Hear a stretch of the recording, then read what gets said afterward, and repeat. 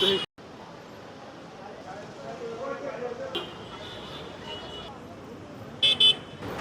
8টার থেকে সিরিয়ালে আছি, এখন এই পর্যন্ত আসছি। এখন বাজে হলো 11টা 14 মিনিট, এই পর্যন্ত আসছি আর কি। 8টা থেকে সিরিয়াল ডাকতে ওই বাংলা মোটর ছাড়াই গেছে সিরিয়াল অলরেডি, এই পর্যন্ত আসছি। আর এই লং সিরিয়ালটার কারণটা হলো আমাদের মতনই কিছু আছে ফেসবুক ব্যবহার করে, যারা নতুন ফেসবুক ব্যবহার করে, যারা এআই দিয়ে ভিডিও বানায়। এরা করে কি আপনার গুজব ছড়ায় দেয় যে অনেক পাম্পে তেল নাই, আপনার তেল সংকট। এই কারণে মনে করে মানুষ, মানে যার লাগবে না সে এইসব সিরিয়াল ধরছে। আপনি নিজে হাইটা বাইকগুলো চেক করেন, অধিকাংশ গাড়িতে ভালো পরিমাণে তেল পাইবেন। তেল আছে তারপরে সিরিয়ালে দাঁড়াইছে, কারণ তেল নাই। আবার কেউ কেউ মনে করেন বাড়িতে রাই খাওয়াইছে, কেউ কেউ বাসায় রাই খাওয়াইছে যে তেল নাই, তেল নিতে হইব, এই আর কি। এখন এই যে এই 3 ঘন্টার পরে প্লাস সিরিয়াল ধরলাম, এই পর্যন্ত আইলাম। আল্লাহ পাক জানে যে পাম্পের সামনে যায় তেল পাবো কিনা। আজকে গতকালকে সিরিয়াল দেখা চলে গেছি অলরেডি। সিরিয়াল দেখা গতকালকে মতো সাপের মতো মোড়া করে ওই মোতালে প্লাজারের পিছনে সিরিয়াল ছিল, ঠিক আছে। আজকে তো এই পর্যন্ত তাও আইছে। এটা আমরা এইভাবে ঠেলতে ঠেলতে যাইতে যাইতে তেল পাই কিনা সন্দেহ ভাই। তেল এখানে দিতে হচ্ছে 5 লিটার করে, সরি 500 টাকা দিতেছে, আর ফুয়েল কার্ড থাকলে 1000 টাকা দেয়। 5টার সময় কাজীপাড়া থেকে রওনা দিয়েছি, কোনো জায়গায় ডানে বামে তাকাইনি যে লাইন ধরতে হবে। তারপরও যে লাইন আমি পেয়েছি পরিবাগের ভিতরে, যেই মসজিদটা আছে পরিবাগে, 5টা 18-তে। তার 2 মিনিট পর দেখতেছি পিছনে লাইন কই গেছে খুঁজেই পাচ্ছি না। এই হলো আমাদের কষ্ট। আমার মনে হচ্ছে এখন 2-3 দিন পর আবার আসতে হবে আমার। মেবি মনে হয় 2টা নাকি 3টার সময় আসতে হবে আমার, এছাড়া কোনো উপায় নেই, বাধ্য আমরা। কিছু করার নেই, একটু পরে এখন অফিসে চিল্লাচিল্লি করবে যে আপনি কোথায়, কি বলবো, এখন কিছু বলার নেই। হ্যাঁ, এখন তো এটাই সব থেকে গুরুত্বপূর্ণ কাজ, এটার উপরে কোনো কাজ নেই। অনেক কষ্টের ভিতরে আছি। আমরা পাম্পের ধারের কাছেও যাইতে পারতেছি না এখন। আমার আগে না হইলো 1000-এর উপরে গাড়ি আছে, না হইলো আনুমানিক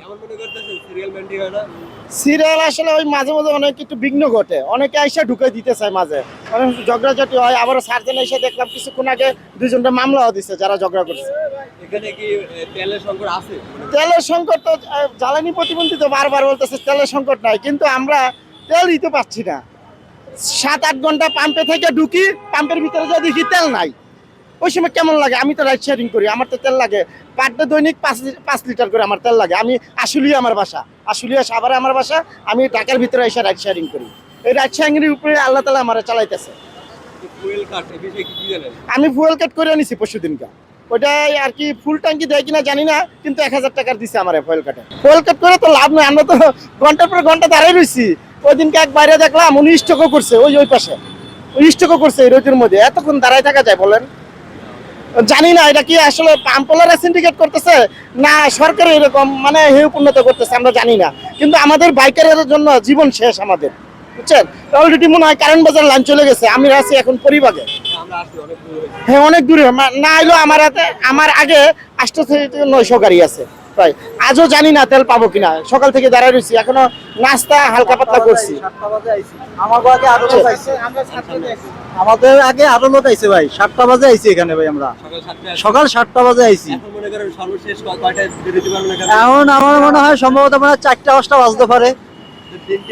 এই দিনটা এই যে দিনে আজ আমরা কিভাবে রাইড শেয়ারিং করি, এই যে চলবো কিভাবে, আমাদের দিনটা কাজ কাম সব পালাইয়া থিয়া এই তেলের পিছনে যে আইছি গাড়ি। ফ্যামিলিতে বাবা মা ভাই বোন সকলেই সবাই আছে, পরিবার আছে, সবটা আমারই চালাইতে হয়। আমার দিকে তো ছায়া তারা থাকে, আমি কামাই করলে তারা চলে, না কামাই করলে তাদের সব বন্ধ, খাওয়া দাওয়া। আমার 4টা ছেলে মেয়ে, 3টা ছেলে মেয়ে মাদ্রাসায় পড়ে, আর একটা ছোট। আমার এটার উপরে ডিপেন্ড করে, এই রাইড শেয়ারিং এর উপরে আল্লাহ তাআলা আমার চালাইতেছে। আমি মূলত আমি আগের থেকে রাইড শেয়ারিং করি, প্রায় আমার বয়স 8 বছর আমি রাইডের উপরে আছি। আমি ওই আস্তে আস্তে 2টা ভাড়া মারতে পারছি। সরকার বলতেছে যে তেল আছে, আমাদের তেল মজুত আছে, কিন্তু কালকে সারাদিন সিরিয়াল দিয়ে আমি মতিঝিল তেল পাই নাই কে। কিন্তু যতটুকু তেল দিতেছে স্লিপ শুধু সরকারি লোকদের তেল দিতেছে, সরকারি গাড়ি দেয় 50টা, পাবলিকের গাড়ি দেয় 5টা। তাহলে সারাটা দিন আমার রোজমারি গেছে না। আমার তো হুন্ডা চালাই, এই হুন্ডার উপর ডিপেন্ড করে তো আমার সংসার চলে। আগের থেকে এখন ইনকাম কেমন আছে? ইনকাম যাই হোক, কিন্তু আপনার তেল তো পাওয়া যায় না, ইনকামটা করবেন কিভাবে? মানে ওই সময়টা ভাড়া হয়তো 20-20 টাকা বেশি ভাড়া, মনে করেন 200 টাকার ভাড়া হয়তো 220 টাকা, হয়তো 250 টাকা। এখন এই জ্যামে থেকে ডেলি কিন্তু- ভাড়া দিতে পারেন? তেলই তো কালকে সারাদিন ভাই তেলই পাইনি কি আমি। আজকেও তো এরকম চলে যাবে। না, আমি ঈদের পরে 2 বার তেল দিছিলাম, তারপরে তেল পাইনি, তেল পাওয়া যায় না। এক জায়গায় তেল দিলে মনে করেন সিরিয়াল 500, 1000, 800 গাড়ি অনেক, কেমনে সিরিয়াল যা কাছে যাইতে বন্ধ হয়ে যায়। আপনার প্রাইভেট কার সিরিয়ালে তো ভিতরে ঘুমান যাইবো, হুন্ডা রেখে আমরা কেমনে ঘুমাবো কোন? যারা প্রাইভেটের সিরিয়াল তারা ভিতরে ঘুমাইতে পারবো, তারা 2 দিনের সিরিয়াল তেল নিতে পারবো, আমরা হুন্ডা আমরা কেমনে কি করবো?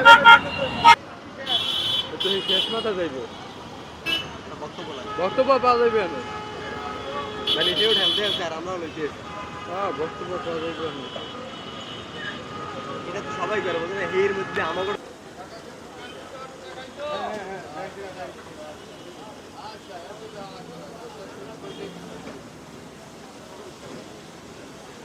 বেশি দিন করে না, 2 মাস করে।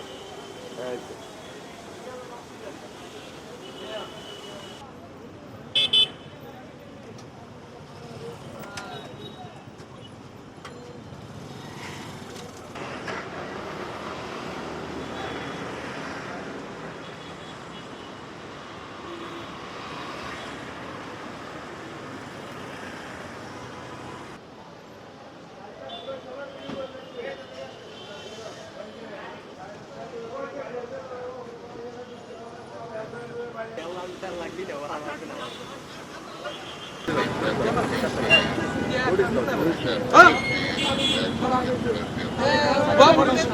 এবার না রেকর্ড অন করো মোবাইল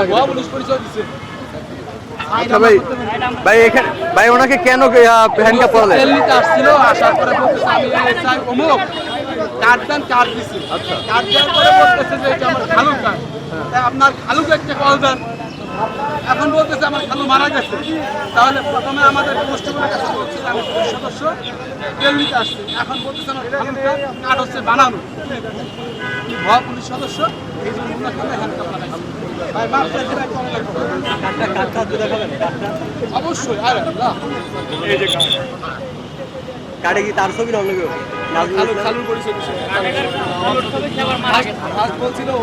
আচ্ছা ভাই, আমরা থানায় নিয়ে যাবো, যাচাই বাছাই করবো, যদি সত্য হয় অবশ্যই ওনাকে আমরা সুযোগ দিব ছেড়ে দেওয়ার জন্য। আর যদি অরিজিনালি প্রমাণিত হয় যে এই নাম ওনার কোনো খালুই নাই, তাও তুমি চালান হবেই, চালান হবে। ঠিক আছে, ধন্যবাদ।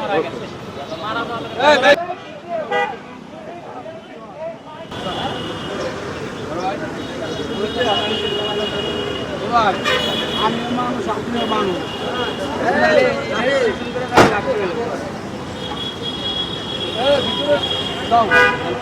আলাদা লাইন